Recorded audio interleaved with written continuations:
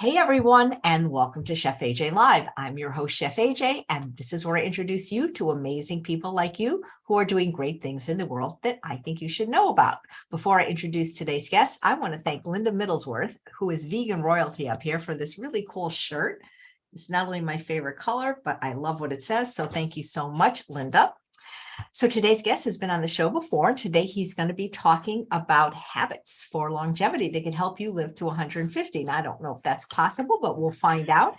And coincidentally, he's talking about longevity and his last name is Young. Please welcome back Mike Young. It's nice to see you again.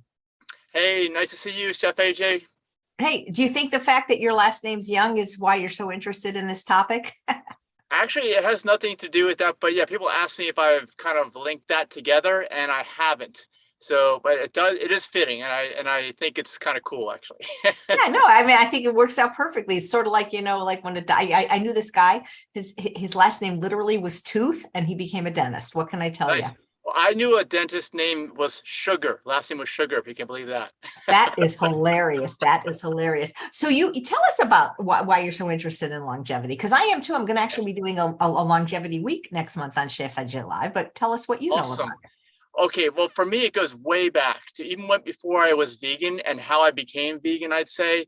When I was growing up, I just did not like animal products. I couldn't understand why people would eat meat when you could choose to eat something else, because it was really gross to me. I would look at what was on the plate my parents would serve me. It would be like animal muscle, blood, veins. It would just, to me, it looked so gross. And I made a lot of choices along those lines. Turns out, I'm 52 now. I was born in 1970.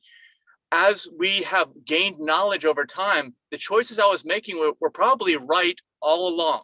I just had no one backing me up. I had no support. And of course, I'm always a very curious person. I'm a thinker. Like a lot of people say, like, well, why do you get into like the wellness area? Usually it's one of two reasons. Either you've had a health crisis or you're a very deep thinker. And for me, it's deep thinking. So, I've always watched people as they get older, relatives, friends. I'm in the age range now, over 50, where I'm watching everyone get sick and die. And it's very, very depressing if I was to just kind of think on that. But the more I've thought about it over the decades, I've come to the realization that most of the things that happen to people are just due to things that we are taught in society, certain mindsets, not intentional teachings necessarily, because I don't think anyone would teach someone wrong if they knew better. But I think we're in an interesting time now where we've got all the information available through the internet. And most people still don't use the internet for what the primary most beneficial purpose is, which is to really enhance and really enrich and make better, more fun our lives. Not just in the moment fun, but ongoing fun. You know what I'm saying? And that's what longevity and wellness is to me. So that's really what I'm focused on. That's the kind of life I want to have. And, so my goal is 150. I know you said you're not sure if it's possible. I think a lot of people, that's the first reaction I get. Is that really possible? Well, I don't think others before us have really set that as a goal, and I don't think all the information's been out there. And I know you do an amazing job of teaching people about the food component. And actually, I've found that the food component, I believe, is like, the 80-20 principle. 80% of longevity is the food. The other 20% is still very important, but if you don't get the food right, you're gonna have a hard time getting there. Yeah. Are you familiar with the Blue Zones? Absolutely. Our organization, aplantbaseddiet.org, is Blue Zone recognized. We went through the process. So I actually have a chapter in my book, Live to 150, which is free, by the way. Just go to liveto150.org. There's a chapter in there about the Blue Zones. And I love the Blue Zones because it's a study, right, on longevity and analyzing different areas around the globe that have had more centenarians than other places, more people that have lived to over 100 years old, and wondered why. It's kind of the same idea. I've done that, except I've wondered it to everyone I know everywhere, and I'd say the Blue Zones give very good lessons. But unfortunately, I feel like the Blue Zones have almost disappeared. I feel like those areas are not what they used to be. I feel like society in general, the goal of most people unconsciously is to live like Americans. eat like Americans. These people from these areas of the globe, these 5 areas of the blue zones, over time, as those people become Americanized, they lose that longevity. I'm sure you're aware of that. So Yeah. So anyway, I feel like we're in a new time frame, like I said, because in the past, information didn't travel well. So you could find those isolated areas around the globe where everybody had really good habits and they really did it. But now they see, oh, the Americans are doing this. I see, I want that kind of lifestyle. It looks fun to me. And as we know, most of the fun stuff that people think is fun is really detrimental to your health. And so my job, I guess, is to kind of make it fun, make it enjoyable. And I think that here's my role. Like what really got me to write this book, which is a video book, by the way, you can watch it on YouTube. It's just a YouTube playlist and it'll have 150 chapters. It has 131 right now. So I'm almost done, 19 more chapters to go. But by the time you start reading it and finish it, I'll already have the book done. It's just going to be that long. There's so much information to cover. I'm like the canary in the coal mine. That's the thing I've realized over time. When I said I made the right decisions and then didn't realize it, the reason why I made the right decisions growing up and into my, older years, I guess I don't consider myself older yet. Even though I'm 52, I have 98 more years to go, according to the goal. So I don't consider myself older yet, but I've listened to my body. I've been very in touch with the feelings of my body. So that's what my book is based on. Most of it's based on my own personal experience because I've made the right choices from early on. I didn't know why, but when I go back and analyze it, it's because my body was telling me something and I chose to listen to that rather than to others. And that has served me very well over the years. That's fantastic. Where do you think this knowledge came from? Well, it's just a self-awareness. I think that's a lot of what I mentioned in the book is that this is a psychological issue for many people. Okay, I'd say that, it's a societal thing. As I mentioned, people want to live the American dream. They want to eat the standard American diet. And so there's a herd mentality there. You know what I'm saying? So in order for me to be able to do this, I've had to be able to go against the grain, and go against society on a number of levels, as I'm sure you're aware, doing the work that you're doing. When you get the people within the circle and, like minds, kindred spirits, it's all great, right? And I love to hang out with those people. And that's actually a chapter in the book too, is to the 5 people you hang around with the most, how important that really, really is. Because you've got to cultivate the mindset. You've got to have an open mind and you've got to not just accept things because everyone else is accepting them or has accepted them. So that's a very important component. When did you first hear about a plant-based diet and how long ago did you adopt one? Well, growing up, I was vegetarian as long as I can think back, as long as I can remember. It's almost whenever I was choosing my food, I was always vegetarian. And it wasn't until 2014 that I switched over to, being fully plant-based. And at that time in 2014, that's when the internet was really starting to build up. So I was getting some sources of information that I wouldn't get through the main media, the mass media, because we all know that I think at this point it's pretty obvious who runs the mass media. It's the larger corporations and things, and they have their own agenda. It's usually profits. Unfortunately, it's not usually anything else. So when I started absorbing more information from independent sources such as yourself, AJ, then it became clear to me very quickly. And when I look back at how I analyzed friends and relatives, how they got older, they got ill, and I said, well, why are they getting ill? If they died, what did they die from? Was that preventable? You look back and you say, wow, there is an absolute direct correlation there. It's just, for whatever reason, we haven't reached that level of consciousness as a society where we recognize this and it's important. And again, I go back to having fun, because nobody who's sick is having fun. Nobody who's on a downward spiral to their death is having fun, and unfortunately, I'd say that really starts to happen after you pass the 50 line, right? That's when I see people just get worse and worse every single year. And I guess one of the things I'm trying to convey in the book is that that is a choice. That does not have to happen, and you can live a great life all the way to the end.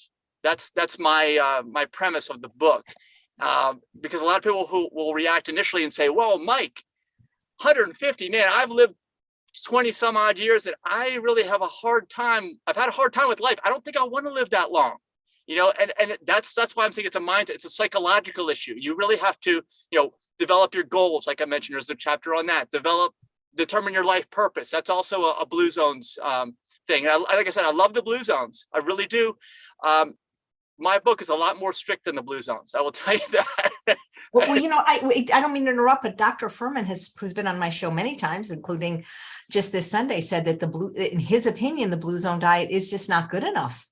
Correct. I would agree. I think it's a stepping stone, just like, let's go back and even a further stepping stone before that, like plant-based faux meats. I mean, they're great that they're there, but that's just a stepping stone, just a transition, right? It's just like the collectiveness, the collective mind of society has a long way to go. So I'm glad that we're moving in that direction, but yeah, we have a lot further to go. And that's why I wanted to write this book. And like I said, 150 chapters. There's a lot of information. There's a lot of nuances. And I would say that I really do believe anyone should be able to double their lifespan from 75 to 150. Now, exactly how long you live, that's got to be a personal goal, personal choice of yours. But I do believe it relates directly to how many of these components of living to 150 you are willing to adopt into your lifestyle, because there are so many things. But again, most of it's the food. And I say, AJ, you are doing a wonderful job conveying how to eat to people, because that is just so critical. Yeah. Well, and just in case somebody's stumbling upon this as their first introduction to either of us, how should we eat? All right. That's chapter 42. All right. Now, I would say it's fairly complicated, but let me go over some of the basic things, which I'm sure you already know, AJ. Of course, we're talking fully plant-based, no animal products. Our organization, I run a nonprofit called aplantbaseddiet.org. We have a great website full of resources. You want to look at it. We are not just plant-based, but we are a fully vegan organization. I'm talking about something where we have to move the collective consciousness of society forward. And if we're trying to live in harmony and peace and an enjoyable life for over 100 years for everybody, there's no sense in harming animals. So fully plant-based. Then, of course, I know you're very big on process, right? Or not process, eliminating processed foods. So are we. Processed foods are, the closer you get to that whole plant, the better. And ideally, we even talk a lot about raw foods. I think that, raw eating should be a large component, but I know that everyone loves their prepared foods, right? I mean, everyone has grown up on these foods. And like I said, it's a psychological thing. So a lot of people can't just abandon all of that and just start eating raw produce. It's just not going to happen. So there is a huge need and a space, even within this living to 150, where you just need to prepare your food, cook your food, and do it right. And in terms of how to do that, of course, we don't want to add any sugar, oil, or salt. We definitely know that oil is the biggest junk food there is out there. There's none bigger than that. People are flabbergasted a lot of times when I say that oil is the worst junk food you could possibly eat, okay, for so many reasons. Of course, processed sugar has no nutrition left in it, destroys the gut. And adding salt to something is not natural, right? It's crushed rocks. There is no way your body's going to be okay with eating rocks, because we're talking about eating plants. And of course, I'm sure you know, AJ, that almost all plants have sodium in them. It's just that the sodium that's in those plants is not crushed rocks. It's a different form, and your body is designed to take in that form. So those are some big components as well. And then we can go further into it as well. Like, you got to have low caloric density. As you know, I know you have your chart, Chef AJ, which is awesome. You also need to have a low percentage of calories from fat. So you cannot put too many nuts, seeds, and avocados in there. Even the fruit durian is high in fat. You've got to just be very mindful of that. I'd say that high fat foods and foods with high sodium are some of the biggest enemies of living long. I mean, because in almost all cases, right, the added sodium is crushed rocks. And in almost all cases, the high fat foods are either they're loaded with processed, like blended up nuts or seeds or oils. And of course, we all know that on a cellular level, when you eat too high of a percentage of calories from fat, that's what causes type 2 diabetes. It changes the expression internally of your body, and it is not good. And we're raised to crave these things, right? They're comfort foods, and unfortunately, you can't have everything. Yeah. you got to make your choice. And for me, my choice is, like I said, I want to have fun. I want to enjoy life as long as I possibly can, because I truly believe that the world is going to get better. The world is becoming closer. The world is becoming more open. The world is becoming more together as time goes on. You just look back in history, a few decades to see the mistakes that we made that we've already corrected. It's only going to keep getting better. So why wouldn't you want to live longer? So that's my thought on it. And then there's more things to the food as well. Of course, you've got to, when you talk about whole plants, you got to have fiber in there, right? I talk about the juice as a role to this, and juice can be used more of a cleansing type of a temporary thing, but for the most part, you want to eat food with fiber in it, right? People don't get enough fiber. They are so deficient in fiber, it's crazy. And it just destroys everyone's gut health. It throws everything out of balance, right? I mean, it affects your mental health when your gut health isn't right. There are so many things that we're only now just learning that I'm sure we will understand as a society as time goes on, but we're just not there yet. You mentioned raw food. I don't think that was one of the things in the blue zones. Did they necessarily eat more raw food than cooked food? No, not necessarily. No. And we got to remember how the blue zones developed, right? The blue zones developed because these were isolated pockets during a time when communications were very difficult. So they just did what they could do based on their, what they had available. Now, if, let's say, for instance, we are involved as an organization in some intentional communities in Ecuador, in the Amazon rainforest, where they are private communities, and you have to apply to get in, and it's mostly raw, vegan, organic, fruitarian, not exclusively, but mostly. Now, let's give it a couple decades, and let's see if that turns into a blue zone, because those areas are made up of people that have connected through the internet, which wasn't available in the past, and they are all concerned about their health. They do eat some cooked foods, but they're mostly, like I said, organic, raw, vegan, fruitarians. So let's see how that works out. Only time will tell. Yeah, that'd be interesting. Here's a comment from a live viewer named Elizabeth. She says, I love you, Chef AJ. Thank you for what you do. I'm trying to convert to whole food plant-based, but I have a hubby that is a meat and potatoes guy. Sigh. I'll keep trying and watching you. What advice do you give to people like that are in a household where one is maybe not ready to support the other or interested in making the change? Wow, it's very difficult. I have a chapter on family, so it would fall into that category. And, I'd say that for the most part, family, I love family, I think everyone does, but unfortunately, in a lot of ways, the family will impede progress. And sometimes you are in a very difficult situation, because as we all learn about these wellness habits, longevity habits, the food, it's you have to have people that have open minds, and I have a chapter on that too, that are willing to learn and grow. So as long as you can approach it from that angle, and most of the beginning of my book is all on these topics, because these are the biggest barriers that there are out there. It's not like we don't know, because I think we do know most of what we need to do, but if we're all trying to work together and we have a family unit, that can create tremendous amounts of friction. So I would say that's how we want to approach it, as keeping an open mind. And you have to approach it that way with people. Sometimes you have to work very, very slowly. I'd say it's a spectrum of, all right, well, if we all start working on this, if we all want to grow together, we all want to improve because we all want to have fun. We all want to be around together. We're a family, right? We want to be around together for as long as we can. See the children grow up, the grandchildren grow up, maybe the great-grandchildren grow up. I have 5 grandkids myself. So if we want to do that, we have to have a plan, right? And goals. And that's why I have a chapter on goals and life purpose. All this kind of goes together. Now, if you have someone who just doesn't care about any of that, like all of those things I just mentioned, I would hope they'd care about at least one of them, but they may care about none of them.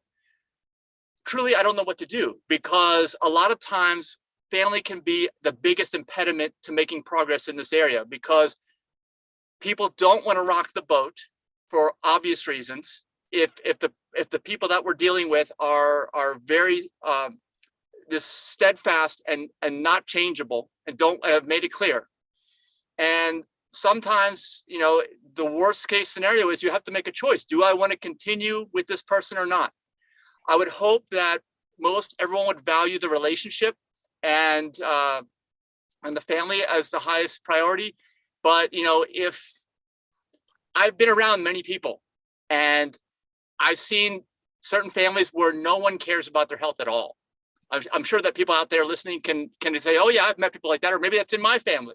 And those are the toughest situations of all, because everyone has freedom, right? Everyone can do and should be able to do what they want to do.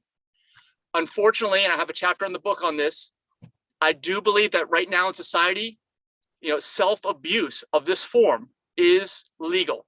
When I say self-abuse, I mean, we know enough, we know better at this point in time how we should behave in terms of our habits and the food, especially that we should be eating, right? We know.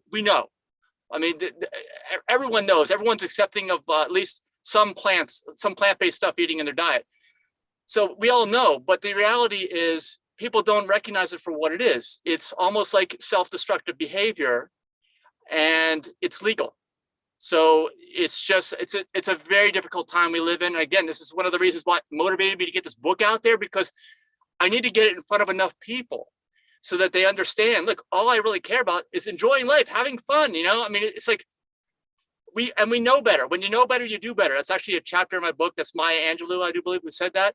And that's one chapter in my book, because that's an important concept on this. And you got to kind of reach people's heart, right? And say, well, yeah, that really connects with me. You know, my spouse is good. You know, my spouse, when my spouse knows better, he or she wants to do better, right? And hopefully that can mean something, you know, and just the idea of continuous learning, right? I would hope that we all want to keep learning, even though we're out of traditional school. I've been out for so many decades now, but the internet is so awesome because you can learn, right? You can learn all this information, but also what I see is people who use the internet to just waste tremendous amounts of time. That's what I see. I see way too much of that. I know that in this group that's watching the show, those people aren't there in this audience, but I think most of society is still wasting their time on the internet. Like, you know, that's the way it is. I can't believe you have 5 grandchildren. I didn't even know you had regular children.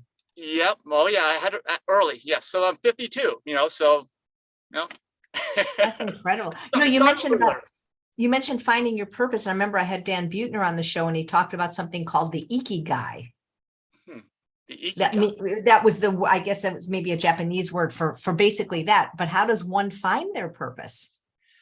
Yeah, well, it can be tough. I know that the Blue Zones actually have some of the awesome things that they do have is they have usually in communities that they're serving, because Southwest Florida, we do a lot of work in Southwest Florida. They are a Blue Zone area now and have been for a few years. And they actually have classes available for the community specifically for that. You know, so you can attend a class if you're down in Southwest Florida, like Collier County, which is around the Naples area, which is where they are, and just go. I don't think there's even a cost. And that is awesome. There's also resources you can find online, you know, that I do recommend. One of the themes of my book is to use the internet for all the resources. Like we're on YouTube right now, right on your YouTube channel. There's so much information. You just go on there, you type in what you're looking for, because as I mentioned, so much of this is psychological. It's like working on your own psychology. And there are so many videos on the internet about mastering your psychology, mastering your thoughts, because that is, if you cannot master your thoughts and figure out what's going in here, what's processing in your brain all day long, and you're not in the plant-based space, you're not in the wellness space, you haven't done this, you're probably not going to be successful. You know, and that's again why I mentioned so much of this early in the book. And yes, purpose and goals are early in the book. So if you live near a Blue Zone area, by all means, take their class or find their stuff online too. I'm sure you can find your stuff online. Nice. Let's see if there's any questions. So when you say your book is free, it's on YouTube, correct? Yes, when you type in, just type in the URL, liveto150.org. When you do that from any browser, it will just take you directly to the playlist. So right now there's like over 130 videos in order, so you can start playing them in order. You can skip around if you want. And they all have the same background with me. You'll recognize it instantly because it's got the same background and I'm wearing the same shirt in all the videos.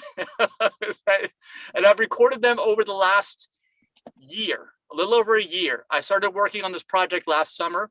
I was brainstorming about it before that, trying to figure out how to communicate this to everybody. And as I thought about it more and more, I'm like, well, it's going to be long.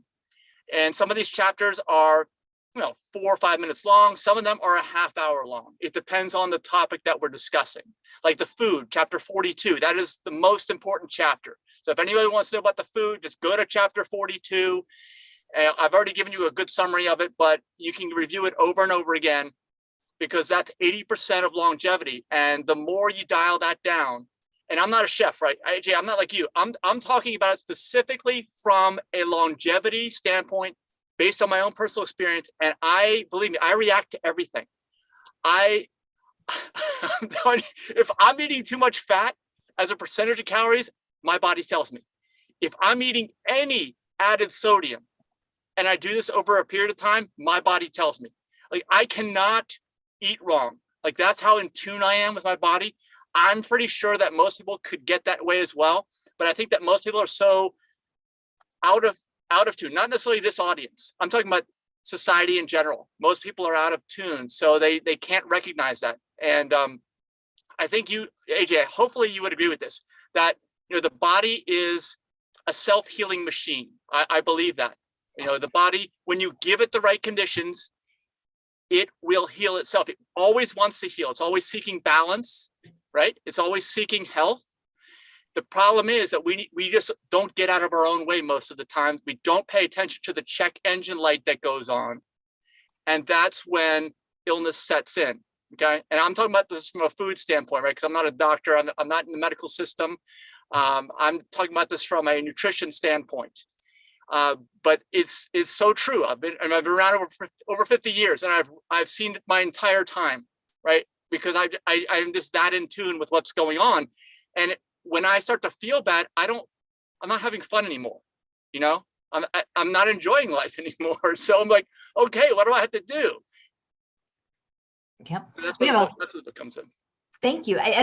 We have a question from a live viewer named Krister. She says, Mike, would you do this through a nonprofit organization? How do you utilize any profit proceeds donations? Does most of your proceeds benefit the communities where you hold the Veg Fests?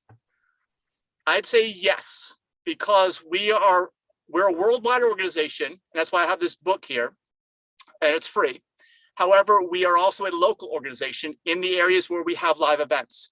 And those areas are Southwest Florida, which is Lee, Collier, Charlotte County, Sarasota County. That's where most of our audience is. So we have local groups in those areas. If you go to our website, aplantbaseddiet.org, you can find local groups that we maintain. These groups have thousands of people in them. We have 2 levels of groups at the local level. We have a vegan group because we're a vegan organization. So anytime someone's willing to think about giving up animal products, they can get into our local group and talk about local things. So we have, our biggest areas are Southwest Florida, Ocala, Gainesville in Florida, Raleigh, North Carolina, and the Washington, D.C. area. In those, if anybody out there is listening in those areas, get on our website, go look at the local groups and join. And we have, like I said, 2 levels. Vegan is one. Those are our biggest groups because that's going to take in, it's going to be a catch-all for more people, right? Most people out there who are going to get involved with us are just willing to give up animal products or talk about just eating plants. Now, the next level, the high level group is the lifestyle group. So we have a lifestyle group in each area locally. And those areas are really only talking about health optimization things in general and happening locally. So those groups are probably maybe like 1/3 of the size of the vegan groups. So we have a lot of effort, to manage and maintain these groups, and of course to produce the events, because we have Veg Fest. AJ, like you know, you've been to our Savannah Veg Fest. So Savannah's a newer area for us, but it's between DC and Florida. So we're on the road. We're taking our events trailer up and down the road, and they're in public places. That's the other thing I want everyone to know. We, as an organization, recognize, just as I mentioned in the book, that this is a psychological, it's a societal issue, right? It's a general consciousness level of society. Right now, society is at a very low level of consciousness in general. However, we do believe that over time, it's going to increase, and we're here to try to foster that. So one of the vehicles that we do, in addition to our local social media groups where we can get people to join, because there's no cost to join, everyone can join. Everyone can also go to our Veg Fest because there's no admission cost, and they're generally held in public places. Like AJ, when you did the Savannah Veg Fest, you were in Forsyth Park in the middle of downtown Savannah with people walking by all over the place. There were some amazing conversations. People were just stopping by, watching you on the big screen, because we bring this big video wall out to the middle of the park so you can see it in the middle of the day. And sometimes we have doctors with their PowerPoints as well. It's just a really cool experience, and we're just trying to foster, we're trying to meet everyone where they are, I suppose, right? Meet everyone where they are and just foster that knowledge, and just get them on that path, get them moving forward. Because even for me, it's been a progression over the years. And I'd say this book, Live to 150, is like way up here. It's like the ultimate, right? Like if you're going to go all out for everything, that's why I put the book out there, because we need something to strive for. And that's it.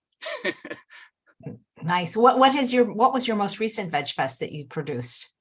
Last one, the last one we did solely by ourselves was Savannah Veg Fest, and then there was Wake Forest in North Carolina, which is just north of Raleigh, North Carolina. It's a suburb. That was the most recent one that we did. That was early April. We also work with Gwen Whitaker on Fairfax Veg Fest after that. That's their event, but we helped them out. So the one that we did was Wake Forest Veg Fest, and our event season is from October through April. And we go up and down 95 here on the East Coast of the United States, and they're fully outdoor events. I want to stress that too. Fully outdoor events in public places where there's all kinds of people walking by. Okay. That's how I truly feel there's nothing more important than this. I mean, I see society, right? And most people really don't live this lifestyle at all, but we can maybe reach out and capture their attention and gain their interest somehow with these events, all the way up to the book that I have now, where they can hopefully double their lifespan and just enjoy life the whole time, rather than being sick for the last 10 or 20 years. You know, I truly believe all this, and I am so hopeful for the future, and that's what keeps us going. Great, thanks. One of the live viewers says, what degree, training, or certification do you have necessary in order to give people nutritional advice? Well, for me, it is solely based on my experience. I completely work outside of the system. We unfortunately live in a time where even if someone is to get let's say, become a registered dietitian or something, you are forced to learn things that I know are incorrect. You know, we've had people at our events recently who have talked about, you know, having to lie on their exam to get their doctorate because they know the stuff isn't true. Okay, but they have to say it is in order to get their degree. So I go back to, it's my own personal experience. I am, 52 years old. I have never been on any kind of maintenance medications. The goal is to never be on any kind of maintenance pharmaceuticals is what I'm talking about, okay? And we are really out there to push the envelope, as I was saying. I don't want to work within the system. I'd rather get with like minds, like for instance, Ecuador. For instance, we're doing some more things in Florida too, which we haven't even really announced yet in Southern Florida, where we are gathering with like minds. And as I said, I'm talking about like the next level blue zone that hasn't even, it's going to require 10, 20 years. So people look back and say, oh yeah, okay. Now I see what they were doing. So that's where we focus our energies, is on that, on what's next. Great. There's a question. Do you advocate using avocado oil? And I typed in the chat, I don't recommend any oil unless you're a car. And then I recommend motor oil. Yeah, that's I would agree with that. Oil is great to lubricate internal combustion engines. We all know that we would never pour that down the drain in our house, right? I talk about this in the book. Well, if you would never pour that down the drain in your house, why would you ever put that into your body? There's no way it's going to be beneficial for you. And as I said, it's the ultimate junk food. I cannot think of any junk food, because usually a vegan junk food or animal product junk food has some oil in it. Okay. But if you're going to drink straight oil, it's all bad. I mean, there's some, like you talk about avocado, it's got some trace of nutritional value of the avocado, but almost all that has been removed, truly. I mean, there's no way that you're going to get, you just eat the avocado, just eat a little bit too. Don't eat a whole avocado, because then you're going to get too high of a percentage of calories from fat. And we don't want that.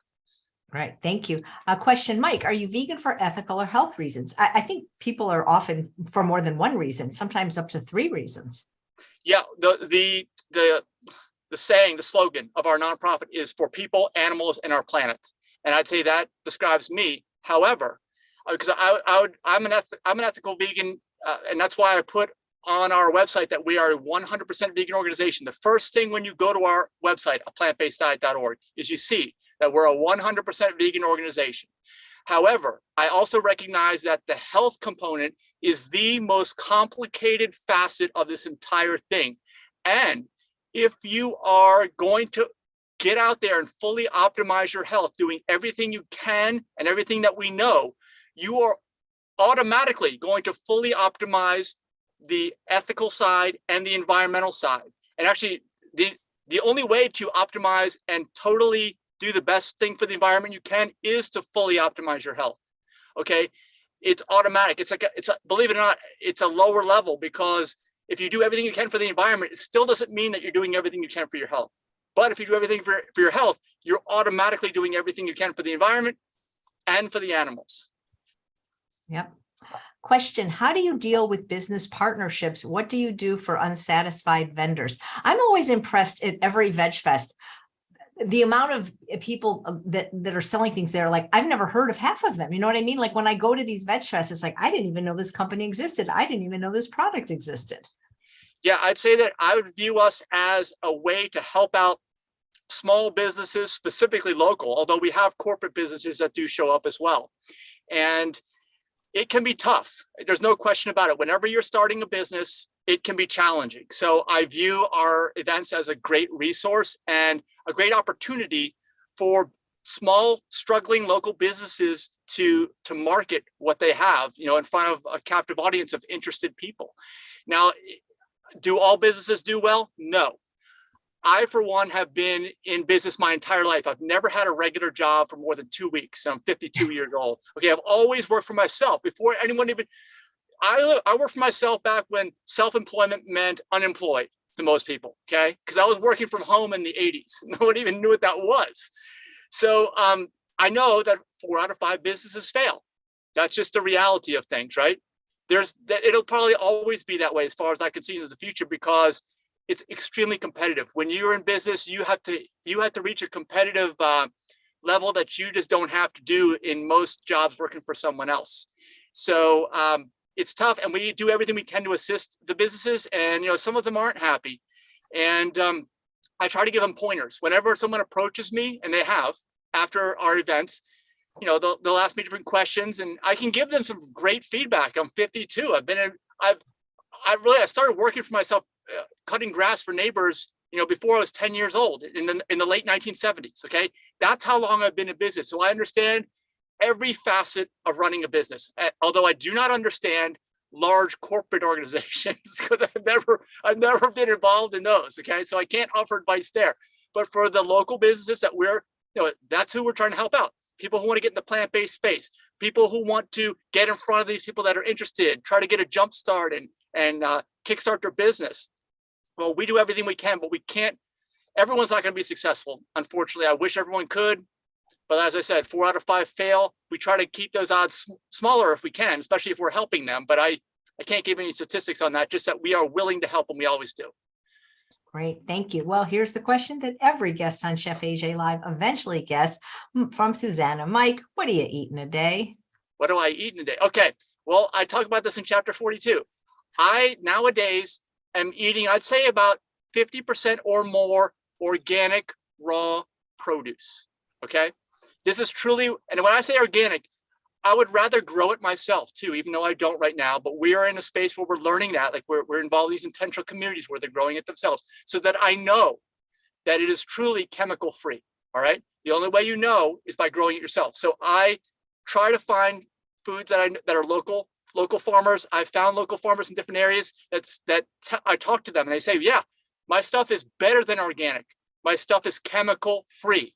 And that's who I try to buy from in season, pick it from the plant and try to eat it as fast as you can. I mentioned this in my book. The longer the shelf life of a food, the shorter your life.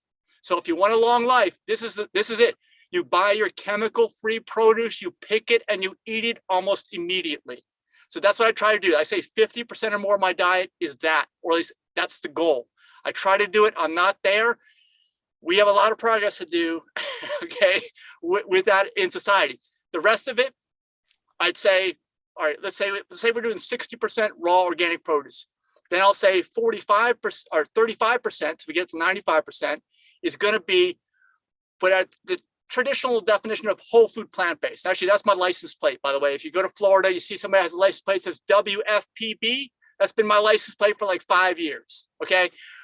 But that's like, to me, that's, unfortunately, I'd say that as the plant-based area has expanded, the definition of that term has become clouded. I know, AJ, you use plant exclusive, which I think is awesome. So I would kind of almost rather use that and say like 35% of my diet is plant exclusive. And I'd say, when I say plant exclusive, I mean, I want no SOS, no added sugar, oil, or salt. Okay. Low percentage of calories from fat. Cook it all below 350, because once you get to 350, you start to form acrylamides on the food. They're a known carcinogen. There's so many things, all the stuff's in the book, chapter 42, if you want to read it. That's 35% of my diet. The other 5% is for my cheat days or cheat meals, all right, which I have a chapter in the book on cheat meals. Well, if it's only 5%, your body's probably not going to know the difference, although mine still gives me a hard time. And I think eventually I may just eliminate that, but I truly don't think it's going to affect my longevity as long as I'm truly doing 95% and then a 5% cheat meal. When I say cheat meal, we're not talking animal products. I'm not eating animal products. I gave this up in 2014. So this is just vegan junk food, like that's it. And as I said, I react badly. My taste buds love it. Okay. They love it. But my body is like, what are you doing? I mean, it's just, and so that's my diet. That's what I eat in a day. Sounds good. Question, when dealing with financial pressures or a food desert, what would be the best way of eating plant-based on a budget? Well, I know a guy, Spirit Mike, down in Tampa, Florida. He spoke at one of our events. He talks about, he's an African-American living in Tampa, and he lives in one of those areas, and he grows his own food, and he teaches his neighbors how to grow their own food. Down in Tampa, you can grow all year round. Okay, keep in mind that. You can't necessarily do that in all places, but that's what I would recommend. If you're living in a climate that's conducive to that, is to grow your own food. That's the number one option. Now, if you can't do that, there's of course always people, I'd say, that are willing to help out. And also let us know if it's an area that we serve. We would love to get involved in like an area, let's say you're talking about, that's a food desert. We're all about education, right? The only reason I'm putting this book out there, because it's no cost, all right, is to educate the public. Our events educate the public. And if it's not in an area, even if it's not in an area that we serve, please reach out to me. You can actually, if you go to live150.org, click on the description of the YouTube channel. My email address is right there. You can email me. Nice. Thank you. Mona says, where is your home base? That's Florida. Okay. And I never really got into Florida so much till 2014, actually. And over time, it's weird. I've lived in the DC area most of my growing up life. And I think back, and I have chapters in the book on this, on the winters in Maryland and seasonal affective disorder. And that's a chapter in the book, okay? The lack of sunlight in the winter months. Of course, you can't grow anything outdoors.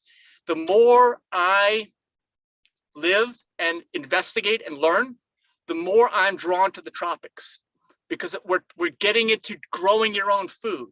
And I know, AJ, where you are now, I think you're outside of Sacramento. You're probably at the same latitude I am right now, because I'm in the DC area right now. But you know, as that sun starts to sink closer to the equator, and it already is, I can feel it. I can feel it every day, because I can feel that sun changing. I don't feel right in the winter. And not only do I need to move south, because that's where all of our events are from November through March, all of our events are in Florida. It's only the months of October and a little of November and then April that we have events further north. So almost everything we do is in Florida, most of our social media, most of our events. And then we do go to Ecuador as well. Like I said, we got projects in Ecuador. We're going to have projects in Florida as well. So for me, hopefully that answers the question. Yeah, there are quite a few plant-based doctors in Florida. There's Dr. Sal, there's Dr. Esser, there's Dr. Sabatino. Don't forget about vegan primary care, Dr. Scott Harrington. I cannot recommend this guy enough. Oh, yeah, he's been on the show and he wants to come back. I didn't realize he was in Florida. Yes, he's in the Tampa area, and I know, yeah, he is more into this style of living. Oh, but Dr. Clapper's in Florida now too. That's right. And Angela's mentioning Dr. Delaney too. Yeah, there's quite a few. Dr. Delaney goes every year. She's the headliner at our Charlotte County Veg Fest in downtown Punta Gorda. Dr. Delaney's awesome. Yeah, they're all great people. Well, that's really fun. So you basically kind of do volunteer work all year round. Yes, and that's right now, at least I don't get paid for any of the work that we do with the nonprofit. I have paid employment outside of that. Like I said, I've always been self-employed, so I have some revenue streams coming in from other enterprises that I have. And my wife also works in IT. But it may seem like, hey, you're doing this all the time, because I am. I have the flexibility, right? I mean, I'm self-employed, so whatever is most pressing business, that's what I'm focusing on. And there's always something to do, but this is like, when you talk about life purpose, my life purpose absolutely is to convey this information to people. I feel, as I mentioned, we're in a period of time where everyone has the ability to learn and to know all this and to have lives that are so much more fulfilling and happy, yet they're not doing it. And it's that gap. It's that I'm trying to bridge that gap, and we have so much work to do. But I see amazing things. Like I said, we're moving into the intentional community space. We're moving into growing your own food. And as I mentioned, I want 50% or more of my diet to be that whole plant, organic, chemical free. Pick it when it's ripe and eat it right away. That's where you get all the nutrition. There is no better way. And I'm talking about growing outdoors. That's another thing I want to stress. I have several chapters on different aspects of the sun. There is nothing more powerful than the sun. The sun will destroy you, right? I mean, if you look at the sun for more than a few seconds, you'll go blind. We talk about this in the book. But that energy can be harvested by the plants. The plants harness that energy, that power, and they process it and they give it to us in the way that we're designed for. They show it in color, right? We see it, it's in color, we pick it, and we eat it. And the more vibrant and vivid that color is, the more of that power is being transmitted to us. And I do believe that's how humans have been designed to thrive. If you look back, Thomas Wade Jackson's a friend of mine. He's in Florida as well. I don't know if you know, he had the movie Prayer for Compassion, A Prayer for Compassion. You can look it up online. He talked about why or why not are the world's religions vegan. And it's an awesome movie. And if you go back to like Christianity, well, the Garden of Eden. I mean, what do you think that was? Those were plants growing in the sun, picking stuff when it's ripe and eating it. That was the way humans were designed to thrive. You know, not to say he's not a Christian movie. He talks about all religions, but I'm just giving one example, because almost every religion, if you really get down into it, or every thought pattern or every method of spirituality is going to recognize this. It's just that most people haven't really taken a deep dive into that yet. Yeah. You know, you've been involved with so many veg fests. I'm curious, do you have any funny stories you can share about maybe something unusual or funny that happened in one of them? I don't know, maybe a speaker, I don't know, just. Sure. Well, I can tell you, I'm not sure if it was the one that you were at, AJ, in Bonita Springs, Southwest Florida. One year we had James Aspey at the event. I don't know if you know who he is, but I spent a lot of time with him a few years back, right before he went to the event. I think it was in 2018 is when he showed. I think you were in 2019. I think it's when you were there. So this was a year before you. But yeah, he kind of really shocked people into what he was saying. Because he is an ethical vegan, right? And but I think that we saw a lot of change after he was there, positive change. Sometimes you need the right person to deliver the message to people, and then sometimes there's unintended consequences. I think some people were offended by some of the things that he might have said or showed, but you know what? I saw things take off like never before. After he had been at that event. And some people said, well, you shouldn't ever do this at events. So you kind of, but again, it's the results. The results are what we care about, right? I mean, we're so far off from where we need to be. When we start to see positive results, there's always going to be a little bit of people that don't want to hear the message. But as long as the result is overwhelmingly positive, which it was, then yeah, I mean, that's what we like to see. So I remember that moment. It was that time right after 2018 when he appeared that we saw this massive surge of interest in Southwest Florida. Like I never would have predicted. That was so awesome. That's fabulous. Well, no Veg Fest in the summer anywhere, it seems. So when is your next one and how do people find out about them? All right. Well, plantbaseddiet.org is our website. Just go over, there's a tab there, Veg Fest, you can click down on it. We're in DC right now, so we are planning for the Loudon Veg Fest, LOUDOUN. So if you go to loudonvegfest.org or just find it on our website, plantbaseddiet.org, you'll see that that's our next event, and that's in late October. It's basically Loudoun County, which is just a western suburb of Washington DC area, and we're preparing for that one as the next one. Then we go to Raleigh, then we go to Naples, Florida. We just hit the road and go down.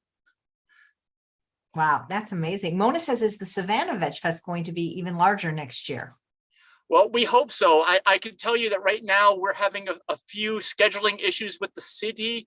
If anyone out there knows somebody in the city of Savannah, we're trying to schedule it the same weekend as St. Patrick's Day.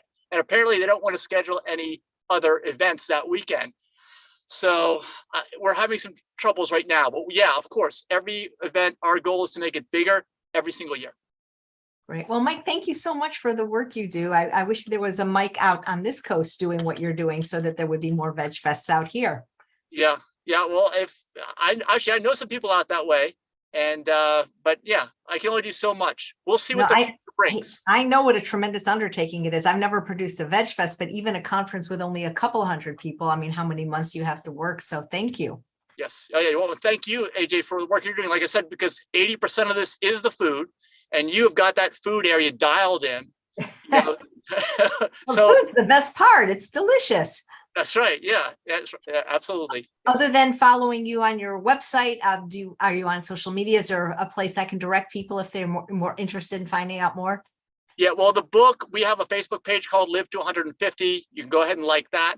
We also have Instagram, and our Instagram is called plantbasedevents.info. plantbasedevents.info. You can follow us on Instagram, and you can also, if you type that in, that URL, plantbasedevents.info, it goes to our calendar on Eventbrite. So you can see all of our events in chronological order because we have an Eventbrite event made for all of them. Okay, because because there's a few Instagram with plant-based events, but yours has the triangle. It's a triangle and it's a pyramid, right? That's our logo for the nonprofit. Yes. Okay, good. Because there's a few with that name. So I'm going to link to that in the show notes. Awesome. Thank you. Great. Well, thank you so much. It was nice catching up with you again. Yeah, same with you.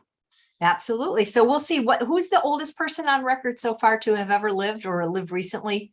I think, well, once you get really old, it's hard to prove, I think, because they didn't have good records back then, but it's something like in the 120s. So if someone can get to 130, we'll know we're on the way.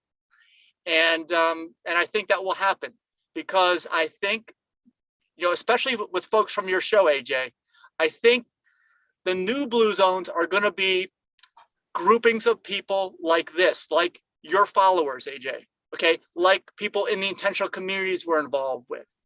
These types, like actually, we're here in the DC area, Green Fair Organic Cafe, they're customers. I think these are the new blue zones. And if people start to follow what everyone's doing, it's going to take some time. You know, we can't convince people right away. You're going to have to show them the results. And I'm 52. I can't show them the results yet, you know, but I can say that I'm 52 and I feel great, right? I mean, why can't I live to 150? I know the habits. I know what to do. So I'm just going to do it. Well, I'm 10 years older than you. So if you make it to 150, I'll be 140. No, the other way around. If you make it to you'll be ahead of me. You'll be 160 after write a new book. That's amazing. Well, thanks so much, Mike. It was fun catching up with you. Yeah, same here. Thank you. Great. Thank you. And thanks all of you for watching another episode of Chef AJ Live. Please come back tomorrow when my guest is